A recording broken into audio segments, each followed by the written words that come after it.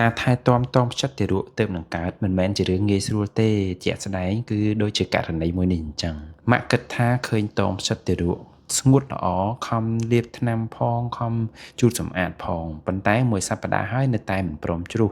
ដល់ពេលជ្រុះចេញមកសិតតែខ្ទុះភ័យនាំអូនមកជួបខ្ញុំបាទក្នុងករណីនេះខ្ញុំសង្កេតឃើញថាតមផ្ចិតរបស់ទារកហ្នឹងមានការបង្ករោគទៅហើយមូលហេតុហ្នឹងគឺបណ្ដាលមកពីការសម្អាតហ្នឹងមិនបានត្រឹមត្រូវហើយម៉ាក់ក៏គាត់សួរដែរថាលោកគ្រូខ្ញុំខំសម្អាតជារៀងរាល់ថ្ងៃថែមទាំងលាបថ្នាំក្រហមឲ្យគាត់ទៀតហេតុអីក៏នៅតែមានបញ្ហានេះគឺបញ្ហាដោយសារតែម៉ាក់សម្អាតមិនបានដល់ខាងក្នុងនៃតងផ្សិតរបស់គាត់សម្អាតតែខាងក្រៅលាបថ្នាំតែខាងក្រៅបាទអញ្ចឹងការបង្ករោគវានៅតែមានបើសិនជា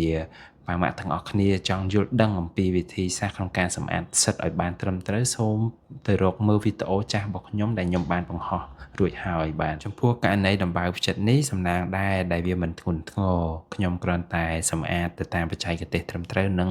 បង្រៀនប៉ាម៉ាក់ពីវិធីសម្អាតផ្ចិតជារៀងរាល់ថ្ងៃរយៈពេលតែមួយសប្តាហ៍ផ្ចិតក៏បោក្រៀមល្អដូចដើមវិញ